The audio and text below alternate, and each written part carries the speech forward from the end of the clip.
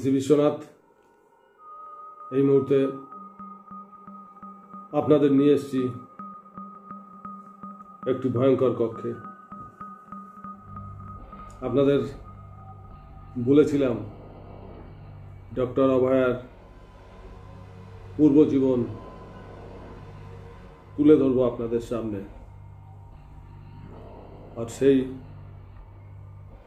জন্যই আজ আমি আপনাদের সামনে উপস্থিত হয়েছি। হ্যাঁ, আজ আপনারা দেখতে চলেছেন ডক্টর অভয়ার পূর্বজন্ম পর্ব।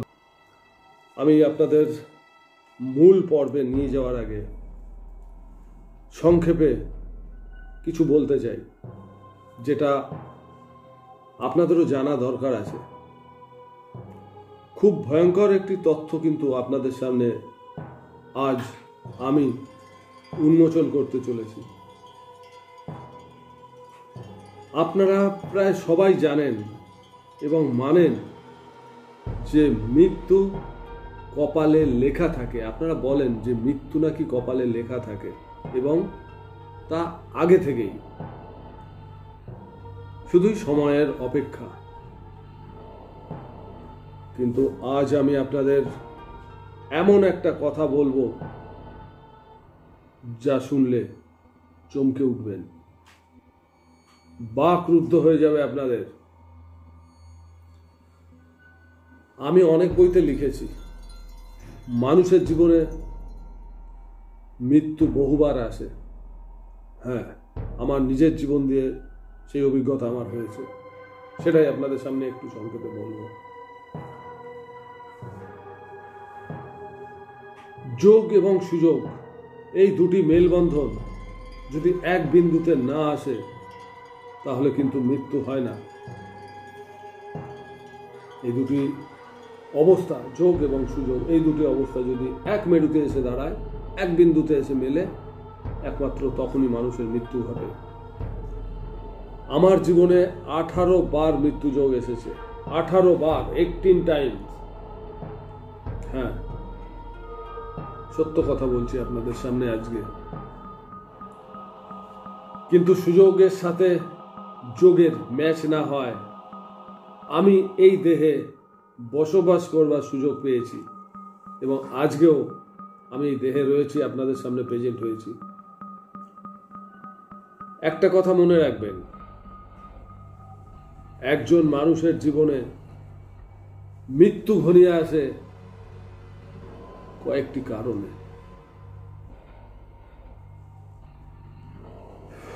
তার মধ্যে অন্যতম কারণটি হলো অনীহা। হ্যাঁ, অনীহা, না ডিপ্রেশন নয়, নিস্পৃহতা। আপনারা জানেন শব্দটার সাথে নিশ্চয়ই সব বাঙালি পরিচিত আছেন, নিস্পৃহতা। একজন মানুষ যখন বুঝতে পারে এই জন্মে সে তার লক্ষ্যে পৌঁছতে পারবে না, সম্মুখে দণ্ডায়মান বাধা বিঘ্ন সে এই জন্মে পেরিয়ে যেতে পারবে না, তখনই তার মধ্যে বর্তমান জীবন নিয়ে অনীহার সৃষ্টি হয়। কিন্তু সে তার লক্ষ্যে বা উদ্দেশ্য থেকে সরতে পারে না। এই অনীহা তাকে এক নতুন পথের সন্ধান দেয়, তার অন্তরাত্মার সাথে অদৃশ্য লোকের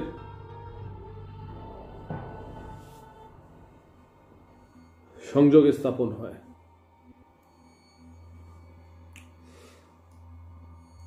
আমাদের অবচেতন মনের সাথেই অদৃশ্য শক্তির সংযোগ স্থাপন হয়। এটা আমরা অনেকেই এই তথ্যটা জানি না, কিন্তু ডেথ এক্সপিরিয়েন্স এর দিকে তাকিয়ে আমি আজকে 37টা বছর প্রায় হয়ে যাচ্ছে, এর মধ্যেই পড়ে আছি। 5 বার আমার সরকারি চাকরি এসছে, 5 বার। 2 বার মিলিটারি, 2 বার নেভি, 1 বার ওয়েস্ট বেঙ্গল পুলিশ। আমি কিন্তু যাই না। কোনো দিন আমি সেখানে যাইনি, যেতে পারিনি। তার কারণ আমার কোনো দিন মন টানেনি। আমার মন সেই ছোটবেলা থেকেই এর ভেতরেই পড়ে থেকেছে। আজও আমি বেরোতে পারিনি, আর আমি বেরোতে পারবও না। তো আপনাদের সামনে আমি যে তথ্যগুলো প্রেজেন্ট করি বা করব আজকে, জেনে রাখবে আমার জীবন থেকে হয়েছে, সেটাই আপনাদের সামনে তুলে ধরছি।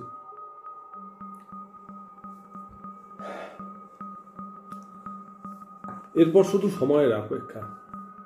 আমাদের যখন মনের ভেতর অনীহা, নিস্পৃহতা জাগে যে এই জন্মে আমরা এই সাবজেক্ট নিয়ে এগুতে পারবো না, তখনই নিস্পৃহতা জাগে এবং সেই সময় অদৃশ্য লোক বা দুশ্রী জগতের সাথে আমাদের ভেতরকার সূক্ষ্ম আত্মার সংযোগ স্থাপন হয় এবং তখনই পরিকল্পনাটা কিন্তু চলতে থাকে। কি পরিকল্পনা? আন্দাজ করুন। এই সময়ের মধ্যে ওই মানুষটির মনে অনেক পরিবর্তন আসে, অনেক পরিবর্তন আসে। তখন তার আপনজন কিংবা বন্ধু বান্ধবদের কিছু অদ্ভুত কথা বলে। আমি কথাগুলো আপনাদের সামনে উপস্থিত করছি, শুনলেই বুঝতে পারবেন আপনারও আশেপাশে এরকম বহু মানুষ, আত্মীয় আছে যারা এই ধরনের কথা বলেছেন এবং তারা পরবর্তীতে চলে গেছেন, তারা আর থাকেননি দেহে।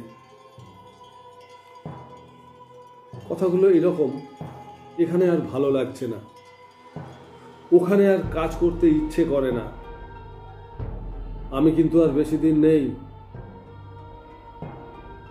কি জানি সামনের বছর এই দিনে আমি থাকবো কিনা।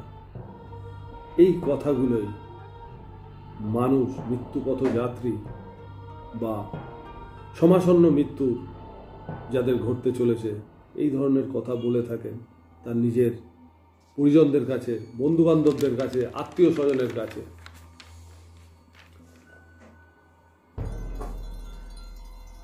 এর মধ্যে মহানায়ক উত্তম কুমার বলেছিলেন, আমি কিন্তু আর বেশি দিন নেই। জুলাই মাসের কথা, প্রথম দিকের কথা। 1980 সালের 24শে জুলাই চলে গেলেন মহানায়ক উত্তম কুমার। অনেকেই জানেন হয়তো তার মৃত্যুদিনটা। মৃত্যুর আগে তার যে পারিবারিক ডাক্তার তাকে বলেছিলেন, আমাকে বাঁচান। হ্যাঁ, ডক্টর সুনীল সেনের কথা বলছি। ডক্টর সুনীল সেনকে বলেছিলেন আমাদের মহানায়ক উত্তম কুমার মৃত্যুর আগের মুহূর্তে যে ডক্টর আমাকে বাঁচান। ডক্টর অনেক রকম রেস্ট্রিকশন দিয়েছিলেন, শুনতেন না, উত্তম কুমার শুনতেন না, কিন্তু মৃত্যুর মুহূর্তে বলেছিলেন, আমাকে বাঁচান, আমি আপনার সব কথা শুনব। শেষ মুহূর্তে বাঁচতে চেয়েছিলেন। আমার বাবা 2015 সালে চলে গেছেন। মৃত্যুর এক পক্ষ কাল আগে আমায় বলেছিলেন, বাবা আমি আর থাকবো না, আমি কিন্তু কয়েকদিনের মধ্যে চলে যাব। আমি বললাম, কেন এই কথা বলছো বাবু, কি হয়েছে তোমার? তো আমি বাবাকে বাবু বলে ডাকি। তো বাবু বলল যে আমার আর এখানে ভালো লাগছে না, আমি চলে যাব, আমি কিন্তু আর বেশি দিন নেই, এক পক্ষকাল বড় জোর আছি। এর ঠিক 14 দিনের মাথায় আমার বাবা চলে গেছিলেন এবং যেদিন চলে গেলেন সেদিন আমার মাকে সব হিসাবপত্র পাই টু পাই বুঝিয়ে দিয়েছিলেন, কোথায় কি টাকা পয়সা রাখা আছে, কোথায় কোন সম্পত্তি রেখা আছে, কি আছে না আছে, এভরিথিং আমার মাকে সকালবেলায় বলে গেছিলেন। বাবা চলে গেছিলেন 1:30টার পরে দুপুর।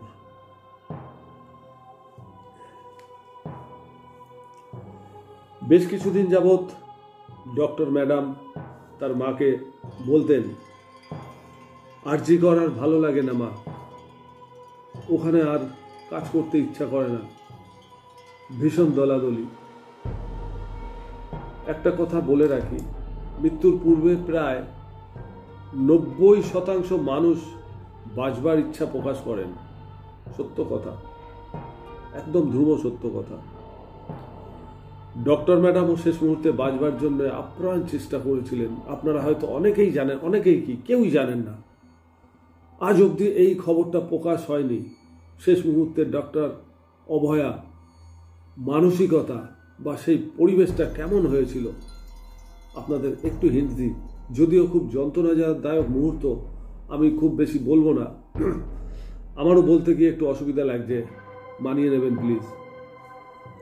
ডক্টর ম্যাডামও শেষ মুহূর্তে বাঁচবার জন্যে আপ্রাণ চেষ্টা করেছিলেন এবং দুর্বৃত্তদের কাছে আকুতি জানিয়েছিলেন, বলেছিলেন, আমায় তোরা মারিস না, আমায় বাঁচতে দে তোরা।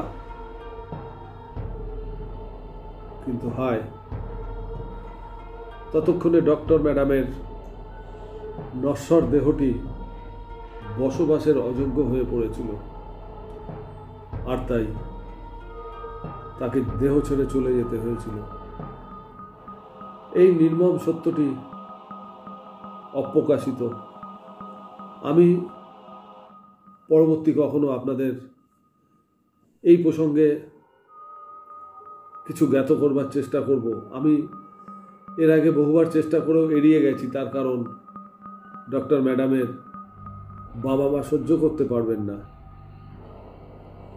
ডক্টর ম্যাডামের মা বলেছিলেন যে শেষ মুহূর্তে হয়তো আমার মেয়েটা বাঁচার জন্য চেষ্টা করেছিল, হয়তো মা বাবা বলে চেঁচিয়েছে, বাবা বাবা বলে চিৎকার করেছে।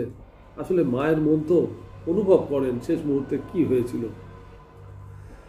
ওই জন্য আমি এড়িয়ে গেছি বারবার প্রসঙ্গটি। আজকে বলতে হলো একটুখানি। 28টি আঘাতের চিহ্ন পাওয়া গেছিল, 28টি। কোনো কোনো সূত্রে বলেছে 25টি, কিন্তু না, 28টি, 28।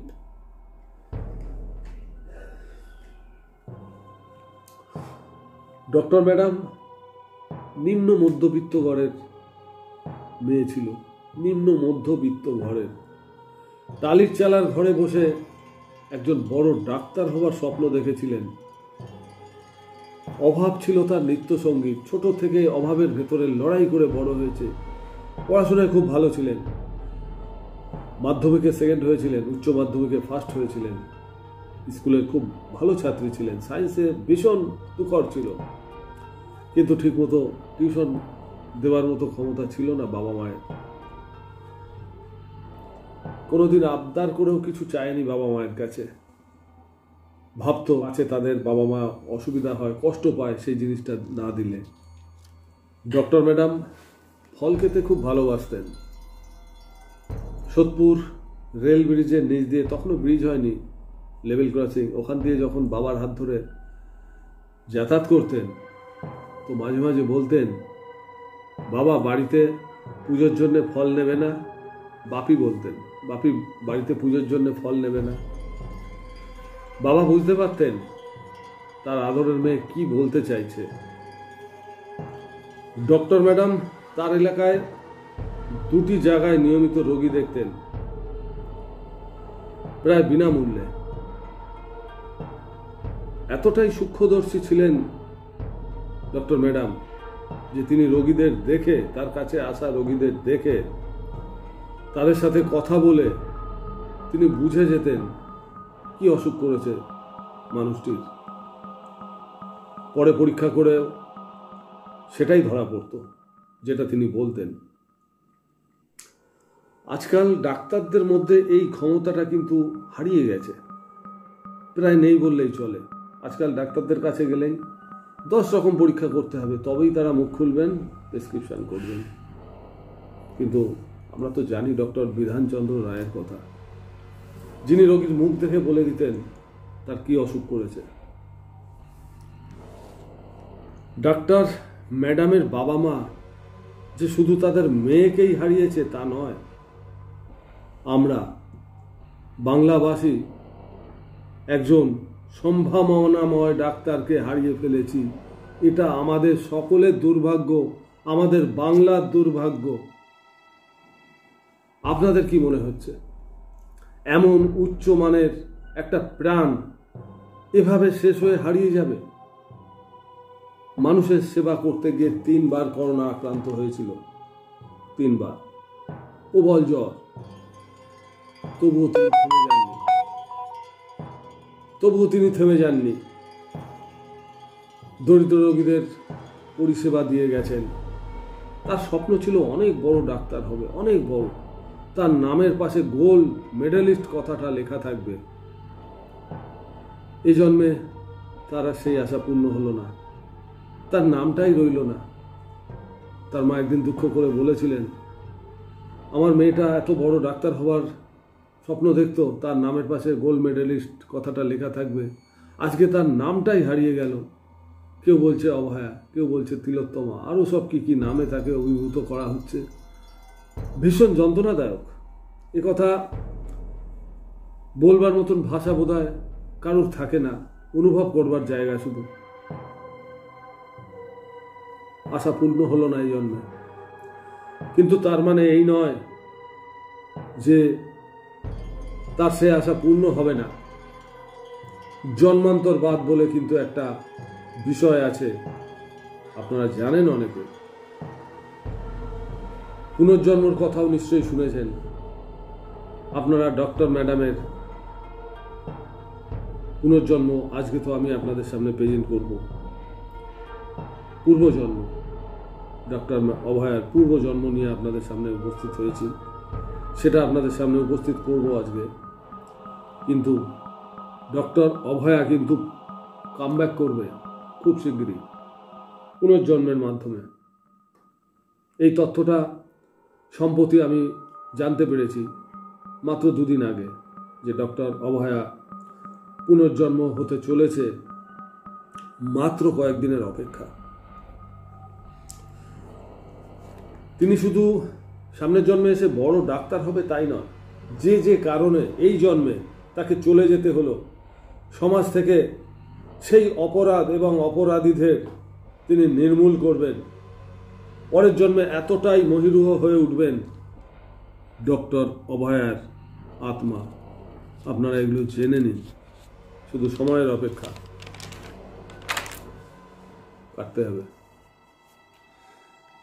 তিনি বুঝেছিলেন, ডক্টর ম্যাডাম বুঝেছিলেন এই জন্মে তার সব আশা পূরণ হবে না। আর তাই তিনি বলতেন, আরজি করার ভালো লাগে না মা, ওখানে আর যেতে ইচ্ছা করে না। ডক্টর ম্যাডামের মনে একটা চাপা অনীহা জন্মায়, যার খবর হয়তো কেউই জানতে পারেনি।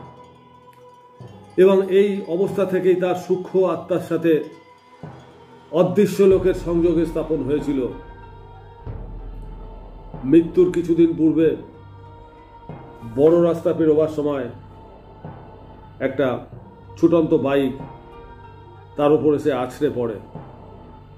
ওই দিন তার মৃত্যু হতে পারত, কিন্তু ওই যে বললাম, যোগ এবং সুযোগ এক বিন্দুতে আসেনি বলে তিনি সেবার বেঁচে গেলেন মাত্র মৃত্যুর কয়েকদিন আগে। কিন্তু আহত হয়েছিলেন, ব্যথা পেয়েছিলেন খুব। সন্দীপ ঘোষের নির্দেশে অনেকেই ডক্টর ম্যাডামের সাথে আরজিকর হসপিটালে অনিচ্ছাকৃতভাবেও দুর্ব্যবহার করেছে। কেউ ইচ্ছাকৃতভাবে করত, আবার কেউ কেউ ছিল এমন চাপে পড়ে অনিচ্ছাকৃতও করেছে। সন্দীপের পান্ডা ভিপি অত্যন্ত দুর্ব্যবহার শুরু করেছিল ডক্টর ম্যাডামের সাথে। শরীর খারাপ থাকলেও তাকে কখনোই ছুটি দিত না, বরঞ্চ কন্টিনিউ তাকে 36 ঘন্টা 3টে শিফটের ডিউটি দেওয়া হতো। ক্লান্ত শ্রান্ত ডক্টর ম্যাডাম এক এক সময় হাঁপিয়ে পড়তেন, তবু মুখ বুজে থাকতেন, কাউকে কিছু বলতেন না। বাবা মাকেও বলতে পারতেন না সব সময়, তারা কষ্ট পাবে, দুশ্চিন্তা করবে, এই ভেবে অনেক কথাই লুকিয়ে রাখতেন মনে। এবং অনেক সময় জোর করেও তিনি হাসি খুশি থেকেছেন তার পরিবারের কাছে, সত্য কথা, যাতে তারা না বুঝতে পারে তার মেয়ে একটা যন্ত্রণাময় জায়গা দিয়ে চলেছে। আমি পূর্বজন্মের পর্বে যাওয়ার আগে আমি আপনাদের 2-1টা কথা একটু বলে নিই, খুব জরুরি জানা। 1996 সালের রাজস্থানে চণ্ডীগড়ের বাজবা থেকে ট্র্যাক্টর নিয়ে হরিয়ানার পালওয়ালে যাওয়ার সময় দুর্ঘটনায় মৃত্যু হয়েছিল ধনরাজের। 12 বছর পর 2008 সালে রাজস্থানের গরিবট্টিতে পুনর্জন্ম হয়েছিল ধনরাজের, এবং সেগুলো বহু মানুষের কাছে আজ প্রকাশিত, সবাই জানে সে কথা, এবং সেটা কত যে সত্যি তার বহু প্রমাণিত তথ্য সবার কাছে আছে। আমি কখনো সুযোগ পেলে এই তথ্যটা আপনাদের নিয়ে আসব। 1983 সালের ডিসেম্বর আগ্রার কাছে বারগাঁওতে জন্ম হয় তোরণ সিংয়ের, যে 2 বছর বয়সেই তার পূর্বজন্মের কথা বলতো। গত জন্মে তার নাম ছিল সুরেশ বর্মা। তার একটি রেডিওর দোকান ছিল। একদিন রেডিওর দোকান বন্ধ করে বাড়ি ফেরার পথে তাকে কাছ থেকে 2জন আত্মায়ী গুলি মেরে হত্যা করে এবং আত্মায়ীরা পালিয়ে যায়। বহু খোঁজাখুঁজির পরেও পুলিশ তাদের ধরতে ব্যর্থ হয়। এরপর যখন তার পুনর্জন্মের কথা প্রকাশ হলো, সুরেশ বর্মা পূর্বজন্মের কথা যেটা বলছি, তার যখন পুনর্জন্ম হয় তখন এই খবরটা মিডিয়ার কাছে ছড়িয়ে পড়ে এবং দিল্লি ইউনিভার্সিটির প্রফেসর এন.কে চাড্ডার কানে পৌঁছায় খবরটি। মিস্টার চাড্ডা তখন ইউনিভার্সিটি অফ ভার্জিনিয়ার রিসার্চের ডক্টর ইয়ান স্টিভেনসনের সাথে কাজ করছিলেন। স্টিভেনসন তখন পুনর্জন্ম নিয়ে রিসার্চ করে জগৎ বিখ্যাত হয়েছেন। খবরটা শোনার পর স্টিভেনসন তার টিম থেকে ডক্টর অ্যান্টোনিয়া মিলসকে দিল্লি পাঠালেন এবং তিনি সরেজমিনে পরীক্ষা করলেন, সবকিছু দেখলেন, যাচাই করলেন। এরপর তোরণ সিং ওরফে টিটু তার কাছে খুনিদের নাম জানতে চায়। পূর্বজন্মের খুনিদের নাম জানতে চাইলে সে অকপটে সব বলে দেয় এবং প্রথমে কেউ বিশ্বাস করতে চায়নি, কিন্তু পুলিশের কানে কথাটি যাওয়ার পর তারা সেই 2জন অপরাধীকে, যাদের নাম বলেছিল টিটু, তাদেরকে ধরে নিয়ে আসা হয় এবং জেরায় তারা স্বীকার করে যে হ্যাঁ, সুরেশ বর্মাকে তারা হত্যা করেছিল গুলি করে। এরপর আগ্রা আদালত এই বিচারটি পৌঁছায় আগ্রা আদালতের কাছে এবং সেখানে প্রথম অবস্থায় আগ্রা আদালত থেকে এটা মানতে চায়নি, কিন্তু তথ্য প্রমাণ সবকিছুর ভিত্তিতে আগ্রা আদালতও মানতে বাধ্য হলেন এবং 2 অপরাধীর সাজা ঘোষণা হলো। এরকম ঘটনা আমাদের দেশেই, আমি বাইরের দেশের কথা বলছি না, আমাদের দেশেই অনেক আছে। আজকে অল্প সময় আমি আর বেশি বিস্তারিত করব না। পরবর্তী কখনো পুনর্জন্মবাদ নিয়ে এবং বিভিন্ন জায়গায় ছড়িয়ে ছিটিয়ে থাকা ঘটনাগুলোকে সংঘভূত করে আপনাদের সামনে উপস্থিত হব। তো আমি আজ আর সময় নষ্ট করব না, মূল পর্বে চলে যাব। ডক্টর ম্যাডামের পূর্বজন্ম চলুন একবার দেখে নিই।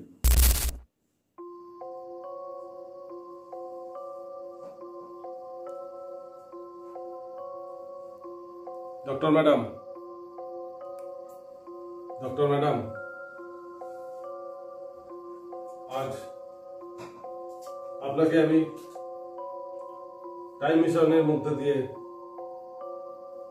পেছনে নিয়ে যাব, অনেক পেছনে।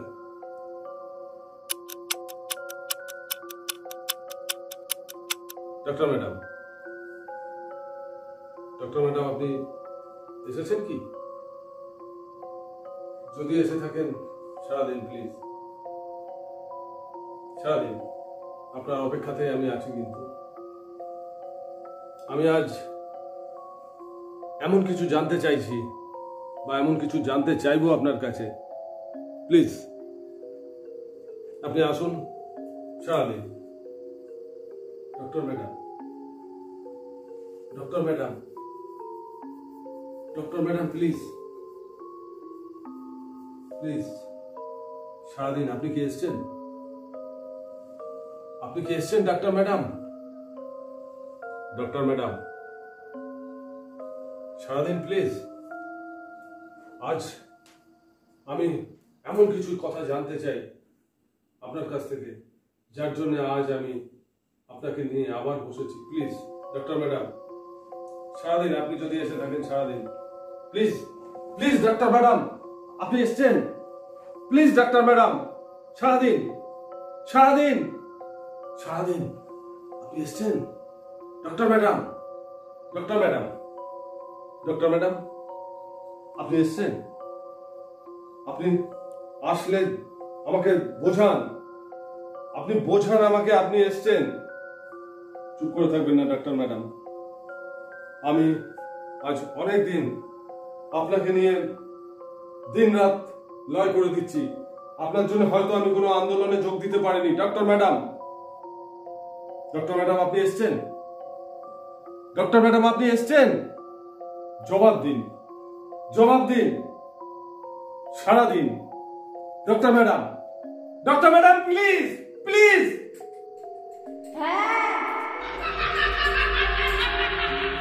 এসছেন, আপনার মৃত্যু হয়েছে 9ই আগস্ট 2024 আপনার মৃত্যু হয়েছে। মনে পড়ছে আপনার? 9ই আগস্ট 2024 মনে করুন, মনে করুন প্লিজ, মনে করুন। 9ই আগস্ট 2024 মনে করুন। মনে পড়ছে? মনে পড়ছে? আপনি জানেন সঞ্জয়কে গতকাল রায় দেওয়া হয়েছে। সে অপরাধী, সে দোষী সাব্যস্ত হয়েছে। আগামীকাল তার শাস্তি ঘোষণা হবে। আপনি জানেন শাস্তি ঘোষণা হবে, তার শাস্তি ঘোষণা হবে। ডক্টর ম্যাডাম, গতকাল সঞ্জয়ের দোষী সাব্যস্ত হয়েছে। শিয়ালদহ কোর্টে ওকে দোষী সাব্যস্ত করা হয়েছে। আর আগামীকাল ওর শাস্তি ঘোষণা হবে। 3টি ধারায় ওকে অপরাধী করা হয়েছে।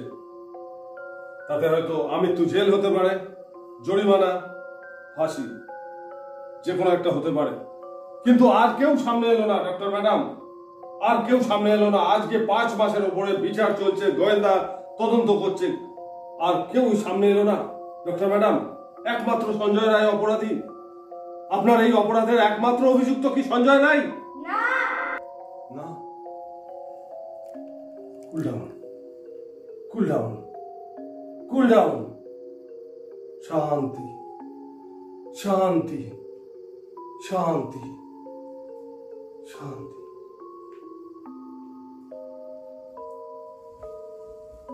ডক্টর ম্যাডাম, আজ আমরা টাইম মেশিনে করে বহু বছর পূর্বে ফিরে যাব। সাল 1992। আপনি মনে করবার চেষ্টা করবেন। সাল 1992। আপনি এখন যে অবস্থায় আছেন, সাল 1992তেও আপনি ঠিক এই অবস্থাতেই ছিলেন। আপনি মনে করুন, আমরা টাইম মেশিনে করে কিন্তু বহু বছর পেছনে চলে যাচ্ছি, ধীরে ধীরে আরো পেছনে যাব। সাল 1992।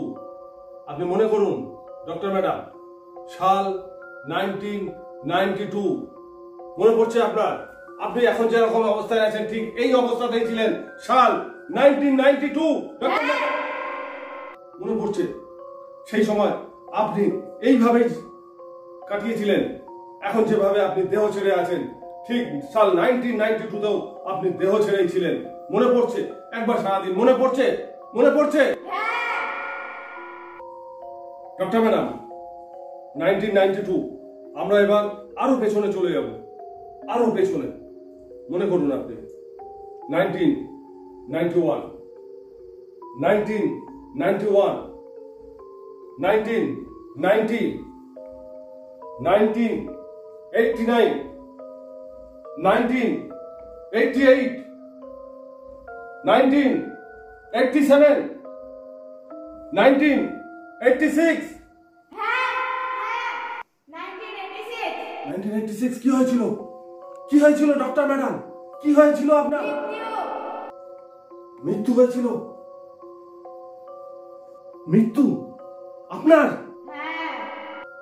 গড, আপনার মৃত্যু হয়েছিল? কিভাবে? কিভাবে ম্যাডাম, কিভাবে মৃত্যু হয়েছিল বলুন please, tell me, tell me. স্বাভাবিক মৃত্যু? স্বাভাবিক মৃত্যু না অস্বাভাবিক মৃত্যু বলুন প্লিজ। ভাবুন, আপনি ভালো করে মনে করুন, ভালো করে মনে করবার চেষ্টা করুন। স্বাভাবিক মৃত্যু না অস্বাভাবিক মৃত্যু, স্বাভাবিক মৃত্যু না অস্বাভাবিক মৃত্যু। প্লিজ ম্যাডাম, প্লিজ আপনি মনে করার চেষ্টা করুন কিভাবে মৃত্যু হয়েছিল আপনার, কিভাবে, স্বাভাবিক না অস্বাভাবিক, নাকি খুন? খুন হয়েছিলেন আপনি, খুন হয়েছিলেন আপনি, খুন কিভাবে? কিভাবে কিভাবে খুন হয়েছিলেন বলুন প্লিজ, কিভাবে কিভাবে খুন হয়েছিলেন? ডাক্তার ম্যাডাম বলুন কিভাবে খুন হয়েছিলেন? ও মাই গড, খুন, খুন কিভাবে, কিভাবে, কিভাবে, কিভাবে ডক্টর ম্যাডাম? ফেলে দেওয়া হয়? কোথা থেকে, কোথা থেকে ফেলে দেওয়া হয়?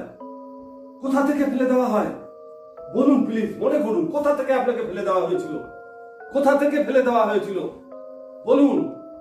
গাড়ি থেকে। গাড়ি থেকে? গাড়ি থেকে? কোন গাড়ি, কোন গাড়ি? ট্রেন, বাস, ট্যাক্সি? ট্যাক্সি? মাই গড, ট্যাক্সি থেকে আপনাকে ফেলে দেওয়া হয়েছিল? ও মাই গড, ট্যাক্সি থেকে ফেলে দেওয়া হয় আপনাকে? Spot death madam, spot death? না, হাসপাতালে। হাসপাতালে? হাসপাতালে বলুন কোন হাসপাতালে, কোন হাসপাতালে বলুন, কোন হাসপাতালে? ঋষিকেশ। ঋষিকেশ? আপনি ঋষিকেশ চলে গেছিলেন? My God, my God. Who are you, who are you? কে আপনি, কে আপনি, কে আপনি বলুন? বিনা দাস। বীণা দাস? কোন বীণা দাস, কোন বীণা দাস, কোন বীণা দাস? বিপ্লবী বীণা দাস, বিপ্লবী বীণা দাস, বিপ্লবী বীণা দাস? বাংলার অগ্নিকন্যা বীণা দাস, বাংলার অগ্নিকন্যা বীণা দাস? যোধপুর পার্ক গার্লস স্কুলের শিক্ষিকা বীণা দাস? পদ্মশ্রী বীণা দাস, পদ্মশ্রী বীণা দাস? আপনি সেই বীণা দাস? অগ্নিকন্যা বীণা দাস, বিপ্লবী বীণা দাস, আপনি সেই বীণা দাস? আদর্শ বালিকা শিক্ষায়তনের ইংরেজি শিক্ষিকা বীণা দাস? আপনি আপনি সেই শিক্ষিকা বীণা দাস? হ্যাঁ। 1932 সাল 6 ফেব্রুয়ারি, মনে করুন 1932 সাল 6 ফেব্রুয়ারি বাংলার গভর্নর জ্যাকসন।